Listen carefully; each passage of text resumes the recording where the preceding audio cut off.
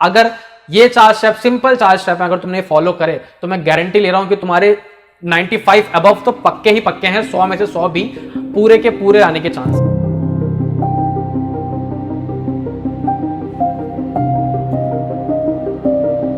तो hey guys, मैं हूं विकास। तो पैंडेमिक चल रहा है, स्कूल नहीं जाना है, घर पे बहुत सारा टाइम मिल रहा है, और अभी कुछ दिन पहले तो सबसे अच्छी खबर आई है कि सीबीएसई ने 30% सिलेबस भी रिड्यूस कर दिया है। तो अब तो बोर्ड में आग लगा के आनी है। तो इस वीडियो का एम ये नहीं है कि तुम्हें 100 में से 90 या 95 लाने हैं। एम हम ये लेके चलेंगे कि हमें अगर पेपर 100 नंबर का मिला है तो हमें 100 में से 100 लेके आने हैं। ये इसलिए कह रहा हूं कि अगर बाय चांस तुम्हारी कोई गलती होती भी है तो 1-2 नंबर कट के भी तुम्हारे 95 प्लस ही नंबर आए। तो 95 अबव नंबर लाना क्लास 10th की साइंस में तो ऐसी कोई बात नहीं है कि बहुत मुश्किल नहीं है कि पहाड़ तोड़ने वाली बात कर दी मैंने। तो इस वीडियो में तुम्हें गारंटी दे रहा हूं कि अगर तुम ये बताए हुए स्टेप्स फॉलो करोगे जो मैं बताने जा रहा हूं आगे वीडियो में, तो लिख के ले लो, मैं गारंटी दे रहा हूं कि 100 में से 100 लाना बिल्कुल पॉसिबल है। तो सबसे पहली बात करते हैं कि देखो लॉकडाउन की वजह से क्या हो रहा है कि इस बार मोड ऑफ स्टडी में या मोड ऑफ टीचिंग में चेंज आ गया। ठीक है, अब बच्चे ऑनलाइन कोचिंग ले रहे हैं, या तो वो क्या कर रहे हैं भाई, यूट्यूब से पढ़ रहे हैं या पर्टिकुलर वेबसाइट से पढ़ रहे हैं, या फिर किसी अपने कोचिंग सेंटर से, पर्सनल कोचिंग सेंटर से ऑनलाइन पढ़ रहे हैं। तुम कहीं से भी पढ़ रहे हो, ठीक है, कहीं से भी पढ़ रहे हो, तो सबके लिए मैं एक ओवरऑल एक सिनेरियो लेके चल रहा हूँ कि तुम ऑनलाइन पढ़ रहे हो, कहीं से भी पढ़ रहे हो, उससे लेना देना नहीं है मुझे। ऑनलाइन तुम्हें जैसे ही कोई चैप्टर कंप्लीट कराया जाता है, तुम्हारा चैप्टर चल रहा है, तो वहां से तुम्हें नोट्स मिलेंगे। अगर तुम तुम कहीं आसपास के कोचिंग सेंटर से पढ़ रहे हो ऑनलाइन, तो तुम्हें वो नोट्स प्रोवाइड कराएंगे। ठीक है, अगर नहीं प्रोवाइड करा रहे हैं तो बथेरे चैनल है यूट्यूब पर, बथेरी वेबसाइट्स है, वहां पर क्या होता है कि आराम से तुम्हें नोट्स अवेलेबल हो जाएंगे। तुम उसको डाउनलोड करो और उसको अपने हिसाब से बनाओ। ठीक है, जहां से भी तुमने पढ़ा है और जहां से भी तुमने नोट्स लिए हैं उसको एक बार ओवरऑल अपने हिसाब से एक नोट्स अपने प्रॉपर तैयार कर लो। अब नोट्स तुम्हारे पास हैं, अब जैसे ही तुम्हारा चैप्टर चल रहा है या कंप्लीट हो गया है तो सबसे पहले वो नोट्स रिवाइज करने हैं एकदम अच्छे से भाई। उस नोट्स को मतलब पूरा घोल के पी लेना है। ठीक है, उस नोट्स को ऐसे समझ के रिवाइज करना है। मैं रट्टा मारने की बात नहीं कर रहा हूं, मैं ये कह रहा हूं कि कॉन्सेप्ट तुम्हारा पूरा क्लियर होना चाहिए। ट्यूशन के नोट्स रिवाइज हो गए। अब सबसे मेन जो यहां पर है, मैं बात बताऊं कि अब आती है एनसीईआरटी। मतलब एनसीईआरटी एक ऐसी किताब है, अगर मैं उसको लेके चलूं तो उसके सामने अगर तुम 100 बुक खड़ी कर दो तो सारी फेल है भाई। एनसीईआरटी की बात करते हो, एनसीईआरटी की एक एक लाइन से क्वेश्चन बन सकता है। ठीक है, तो तुम्हें वो रीड करने की आदत अभी से डालनी पड़ेगी। ठीक है, अगर बच्चों को आदत नहीं है, तुमको आदत नहीं है एनसीईआरटी पढ़ने की, तो अभी से आदत डालो भाई। कुछ नहीं है, कितने पेज होते हैं मुश्किल से एक चैप्टर में 10-12 पेज। 10-12 पेज पे अगर तुम एक दिन में 5-6 पेज भी पढ़ रहे हो, जो तुम्हें पढ़ाया गया अच्छे से उसको पढ़ रहे हो और तुम्हें नोट से तुम्हें रिवाइज हो गया, अब जब तुम उसको बुक से पढ़ोगे तो तुम्हें इंटरेस्टिंग लगेगा, बोरियत नहीं होगी। तो उस नोट्स को पढ़ने के बाद सबसे पहला काम है तुम्हारा चैप्टर को पढ़ना एनसीईआरटी से। नोट्स रिवाइज कर लिए, एनसीईआरटी से पढ़ लिया। आप जैसे जैसे पढ़ते जा रहे हो तुम, तो टेक्स्ट बुक में बीच बीच में क्वेश्चन आते हैं, उनको तुम एक बार करके देखो, और अगर थ्योरी वाले क्वेश्चन है तो उसको एक बार याद कर लो या अपने हिसाब से उसको समझ लो। उसके बाद हमारा जो मेन एक्सरसाइज आता है उसको पूरा कंप्लीट करना है। तुम्हें अपने हिसाब से रफ वर्क में करो, कहीं पर भी करो, लेकिन एक्सरसाइज पूरी की पूरी खत्म करनी है,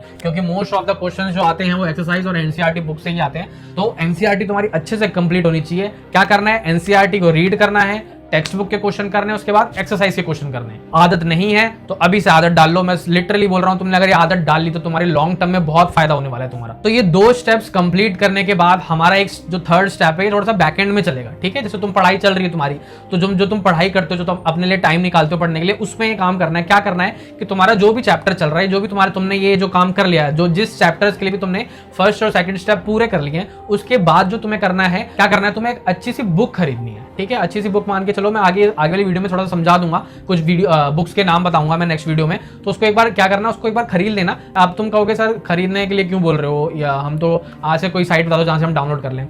तो देखो, मैं लिटरली बोलूं तो डाउनलोड तुम कर सकते हो, और सिंपल सा अगर तुम्हें क्वेश्चन आंसर चाहिए किसी चैप्टर से रिलेटेड, तो उसको तुम गूगल पे करो। जैसे मान लो तुम्हें 1st चैप्टर है कि केमिकल रिएक्शन एंड इक्वेशन के तुम्हें क्वेश्चन चाहिए, तो तुम्हें सिंपल गूगल पे सर्च करो important questions for chemical reaction and equilibrium, तो वो तुम्हारे पास आ जाएंगे सारे। ठीक है, अलग अलग साइट्स पे अलग अलग बहुत सारे क्वेश्चन मिल जाएंगे। बट तुम्हें ये चीज मैं सजेस्ट क्यों नहीं करता हूँ, तो देखो क्या होगा ना, तुम्हारे इस साल की तुम स्कूल भी ऑनलाइन पढ़ रहे हो, ठीक है, और उसके बाद तुम कोचिंग भी ऑनलाइन पढ़ रहे हो, उसके बाद जो थोड़े बहुत ये नोट्स मैं बोल रहा हूँ रिवाइज करने के या कहीं से भी कुछ पढ़ने के लिए बोल रहा हूँ, तो तुम्हारा स्क्रीन टाइम बहुत ज्यादा बढ़ गया। अब उसके बाद तुम क्वेश्चन आंसर्स भी तुम वहीं से करोगे, तो तुम्हारी पता है प्रोडक्टिविटी कम हो जाएगी। तो मैं बस तुम्हें चाहता हूं, एडवाइस दे रहा हूं कि एक बुक अपने पास खरीद के रखो, जिसमें क्या हो बेटा, इंपॉर्टेंट क्वेश्चंस हो। बहुत सारी बुक्स आती हैं भाई, जैसे ओसवाल आती है, यूलाइक आती है, उसमें बहुत सारे इंपॉर्टेंट क्वेश्चंस होते हैं। तो ये तुम्हारे पास बुक एक होनी चाहिए। वहां से क्या करना है, इसको बैकएंड में अपना जहां भी तुम पढ़ रहे हो उसको एक बार पढ़ते रहो, एक बार चैप्टर्स को जैसे तुमने रीड आउट कर लिया, उसके बाद ये एक बुक उठा के उसमें से क्वेश्चन पढ़ते जाओ। ठीक है, साइंस का मेन फंडा सबसे पहले यही होता है कि अगर तुम्हारे कॉन्सेप्ट सारे क्लियर है, तुम्हारी सारी थ्योरी अच्छे से क्लियर है, उसके बाद अगर तुमने क्वेश्चन ज्यादा से ज्यादा किए, तो भाई तुम्हें कोई नहीं रोक सकता कि 100 में से तुम्हारे 100 ना आ जाए। तो कौन कौन से 3 स्टेप हो गए? फर्स्ट स्टेप ट्यूशन के नोट्स रिवाइज करना, सेकंड स्टेप एनसीईआरटी को पूरा चार्ट जाना अच्छे से भाई, ठीक है। एनसीईआरटी को पूरा एक बार रीड आउट कर लेना है, उसके इंटेक्स क्वेश्चन कर लेने हैं, उसके बाद एक्सरसाइज से क्वेश्चन कर लेने हैं। अब बच्चे, मैंने बहुत बच्चे, मेजोरिटी ऑफ स्टूडेंट्स क्या करते हैं, जो एक्टिविटीज होती हैं एनसीईआरटी बुक में उसको छोड़ देते हैं, ठीक है। देखो एक्टिविटीज से ही बहुत सारे क्वेश्चन बनते हैं, मैं तुम्हें लिटरली बता रहा हूँ। तुम जब पढ़ोगे तो तुम्हें खुद समझ में आएगा कि जब मैंने बताया ना अभी, जैसे तुम दूसरी बुक से तुम क्वेश्चंस पढ़ोगे, बहुत सारे इंपॉर्टेंट क्वेश्चन, तो उन इंपॉर्टेंट क्वेश्चन में तुम्हें समझ में आएगा कि कुछ क्वेश्चन वहां से एक्टिविटीज से भी ले रखे हैं। तो एक्टिविटीज को भी एक बार समझो, उसको रीड आउट करो, ठीक है। वो तुम्हारे कॉन्सेप्ट ही तुम्हारे क्लियर करेगी बहुत अच्छे से।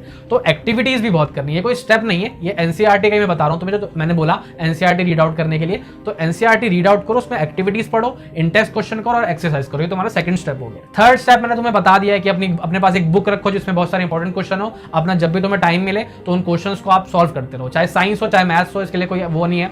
साइंस में तो तुम्हें पढ़ते जितने ज्यादा क्वेश्चन करोगे उतना ज्यादा बेटर है। अब ये फोर्थ स्टेप बहुत इंपॉर्टेंट है। इस पैंडेमिक की वजह से क्या हुआ है, देखो पेपर अब कब होंगे या कैसे होंगे किसी को कुछ पता नहीं है, ठीक है। स्कूल कब खुलने हैं नहीं खुलने हैं इसके बारे में अभी कुछ कह नहीं सकता मैं, बट ज्यादातर मुझे ये लग रहा है कि इस बार जो भी तुम्हारा इंटरनल असेसमेंट होगा, या अगर आगे जाके भी अगर बोर्ड ऑनलाइन हुए, ठीक है, कुछ भी मैं भी ऐसे कुछ कंफर्म नहीं कर रहा हूँ, बट अगर मान के चलो कि अगर तुम्हारा ऐसे कुछ होता भी है तो मेजोरिटी ऑफ चांसेस है वहां पर कि तुम्हारे एमसीक्यू बेस्ड क्वेश्चन ज्यादा से ज्यादा आएंगे। क्यों ऐसा बोल रहा हूं, क्योंकि देखो अगर ऑनलाइन पेपर होते हैं, ऑनलाइन टेस्ट होता है, तो वहां पर ये नहीं होगा तुमसे वो कीबोर्ड पर टाइप करने को बोलेंगे, तो वहां पे तुम्हारा एमसीक्यू वाला क्वेश्चन होगा, तो एमसीक्यू पे तुम्हारा सिंपल होगा, माउस ले आके ऑप्शन टिक करो, तुम्हारा 1 नंबर का क्वेश्चन पूरा।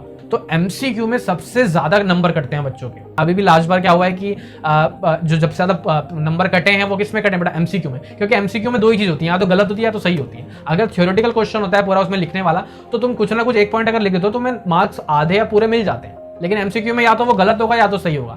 तो एमसीक्यू कब क्लियर होगा तुम्हारा, जब तुम्हारा कॉन्सेप्ट क्लियर होगा और जब तुम्हारी एमसीक्यू के साथ प्रैक्टिस होगी अच्छे से। तो 4th स्टेप में ये है बेटा, तुम्हें एमसीक्यू ज्यादा से ज्यादा प्रैक्टिस करनी है, ठीक है। एमसीक्यू सेम से ही होते हैं, कोई बहुत हवा नहीं है कि अलग अलग बहुत सारे एमसीक्यू होंगे। अगर तुमने एक चैप्टर से 100 एमसीक्यू 50 एमसीक्यू भी अच्छे कर लिए तो बहुत है तुम्हारे लिए। तो 4 स्टेप ये मैंने पूरे बता दिए अच्छे से। अगर ये 4 स्टेप, सिंपल 4 स्टेप अगर तुमने फॉलो करे तो मैं गारंटी ले रहा हूं कि तुम्हारे 95 अबव तो पक्के ही पक्के हैं, 100 में से 100 भी पूरे के पूरे आने के चांस। कोई महान स्ट्रेटजी हर जगह जाके देखने की जरूरत नहीं है यूट्यूब पर कि भाई कौन क्या क्या बता रहा है। बस मैं सिंपल बोल रहा हूँ कि ये सिर्फ 4 सिंपल स्टेप फॉलो करो, तुम लिख के दे रहा हूं तुम्हारे भाई मार्क्स अच्छे आएंगे। मेन फंडा यही होता है साइंस में, कॉन्सेप्ट क्लियर हो, उसके बाद ज्यादा से ज्यादा क्वेश्चन की प्रैक्टिस हो। बस कॉन्सेप्ट मैंने तुम्हारा बता दिया, एनसीईआरटी रीड आउट करने से, नोट्स रीड आउट करने से, उसके बाद मैंने क्वेश्चन का बता दिया, ठीक है। तो मेन ये अपना कॉन्सेप्ट रखो, क्वेश्चंस करो, सिंपल तुम भाई फाड़ के जाओगे पेपर में। तो वीडियो अगर अच्छा लगे तो लाइक कर देना और मन करे तो सब्सक्राइब भी कर देना भाई। तो जाओ अब तहलका मचा दो।